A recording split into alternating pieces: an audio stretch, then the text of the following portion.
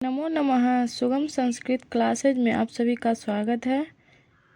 आइए हम लोग आज बिहार बोर्ड संस्कृत वर्ग 8वां का यह पुस्तक है, इसके आज द्वितीय पाठ के बारे में अध्ययन करेंगे। पाठ का नाम है संगे शक्ति। संगे शक्ति का अर्थ होता है मिलकर रहने में कोई हमको कुछ बिगाड़ नहीं सकता है। आइए पढ़ते हैं इस पाठ में क्या कहा गया है। अस्ति गंगायाः रमणीये तीरे, अस्ति गंगायाः रमणीये तीरे पुष्कल नाम को ग्रामः।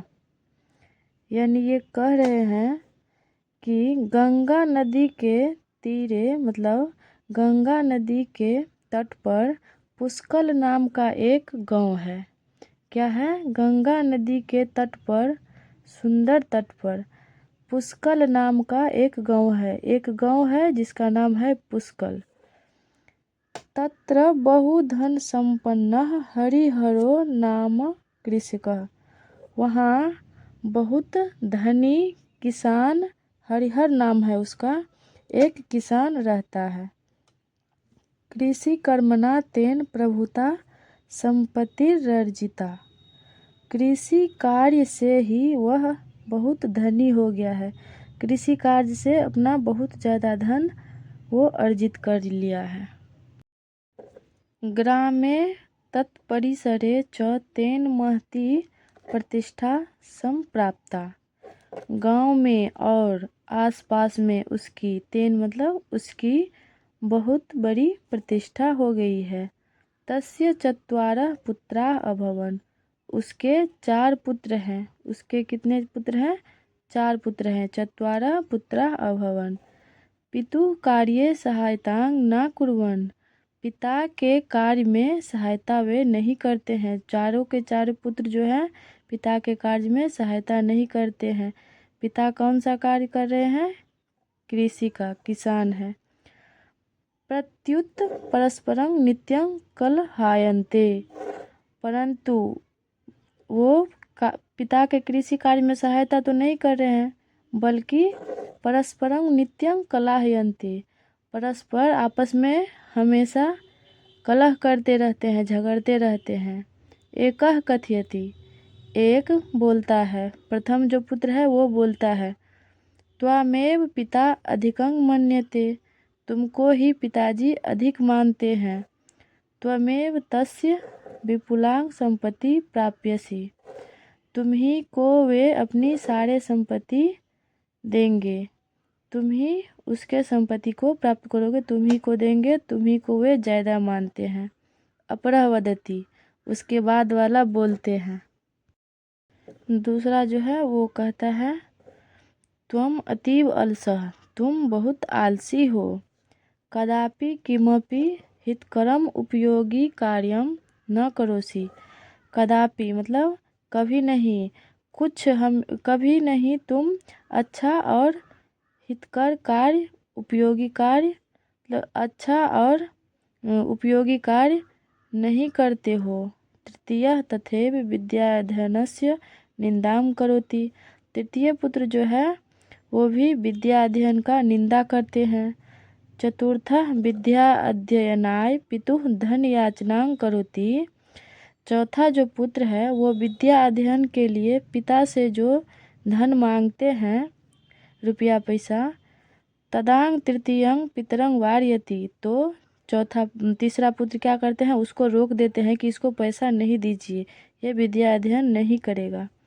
एवमेव किमपि समाश्रित्य चतुर्षु भ्रातृषु कलह प्रवर्तते स्म।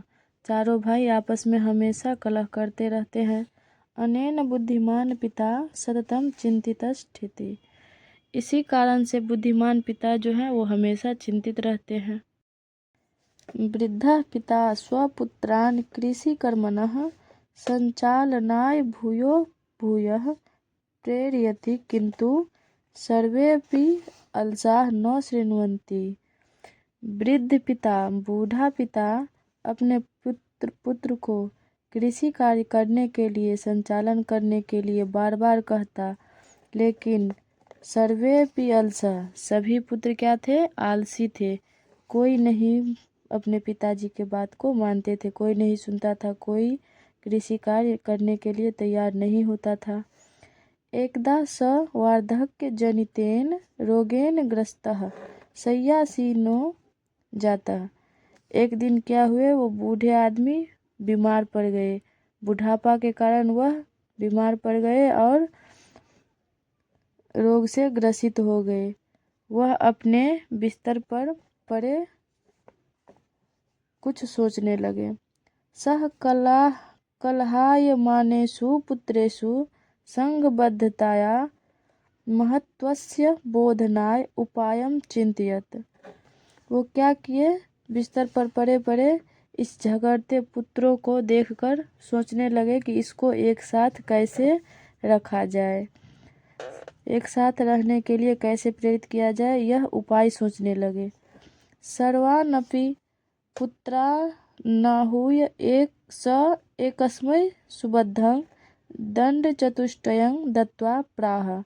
वो क्या किए, 4 छड़ी ले लिए, उसको एक साथ बांध दिए। यहाँ पे दिख रहा है, एक साथ वो चारों छड़ी को बांध दिए और खूब अच्छा से बांध करके एक पुत्र को दे दिए। त्वमेनं भंज, एक पुत्र को दे दिए और बोले कि तुम इसको तोड़ो। स कथमपि भंक्तुं न शक्नोत तदा अपरं पुत्रः तथैव आदिष्ट। पहला पुत्र को जो दिए तो वो किसी प्रकार से उस छड़ी के गठल को नहीं तोड़ सके, तो वो क्या किए, अपरं पुत्रं तथैव आदिष्ट, दूसरे पुत्र को भी यही आदेश दिए कि सोपि तद दंड चतुष्टयं भंक्तुं न समर्थो जाता। तो दूसरे पुत्र को जो दिए तो वो भी वह क्या कहते हैं, छड़ी के गठल को तोड़ने में असमर्थ हो गए, वो भी नहीं तोड़ पाए। इयमेव दशा अपरयोरपि पुत्रयोर्भवत्, यही दशा 2 पुत्र और जो थे बचे हुए उसको भी दिए, वो लोग भी नहीं तोड़ पाए। तदा वृद्ध पिता दंड चतुष्टयम निर्वध्य, तब क्या किए, वो बूढ़े पिता उस डंडा को जो बांधे थे चारों को वो खोल दिए और एकैकं दंडम एकैकस्मै पुत्राय दत्तवान। वो क्या किए, वो खोल दिए, चारों को अलग कर दिए और एक एक करके डंडा एक एक पुत्र को दे दिए। किंच तं दंडं त्रोटितुं पुनः आदिष्टवान, किंतु फिर से वो यही आदेश दिए कि अब तुम लोग डंडा को तोड़ो, फिर से तोड़ने का आदेश दिए। सर्वे पुत्रा स्व स्व हस्तथं दंडं भंक्तुं समर्था जाता। सभी पुत्र क्या हो गए, अपने अपने हाथ का डंडा तोड़ने में समर्थ हो गए, सफल हो गए। तदा पिता कथितवान, तब पिताजी बोले, पुत्रा, हे पुत्र, एवमेव बुद्ध्यध्वम, ऐसे ही समझो। यदि यूयं पृथक पृथक तिष्ठथ तदा कश्चित् शत्रु युष्मान् एकैकान् विनाशयिष्यति। यदि तुम अलग अलग खड़े रहोगे तो दुश्मन एक एक करके सभी को नष्ट कर देंगे, विनाश कर देगा। यदि पुनः यूयं सर्वे मिलित्वा सुबद्धा तिष्ठथ तदा कोऽपि बाह्यजनः युष्मान् विनाशयितुं न समर्थः। यदि तुम अलग अलग रहोगे तो सब क्या, बाहरी आदमी क्या करेंगे, तुमको एक एक करके नष्ट कर देंगे, विनाश कर देंगे। फिर यदि तुम मिल करके, सभी लोग मिल करके एक साथ रहोगे तो बाहरी आदमी, बाहरी जो व्यक्ति है वह तुम्हारा कुछ बिगाड़ नहीं सकता है, तुम्हारा विनाश नहीं कर सकता है। अयम उपदेश संहति श्रेयसी पुमांस, यह पुरुष के लिए बहुत ही सर्वोत्तम सलाह है, उपदेश है।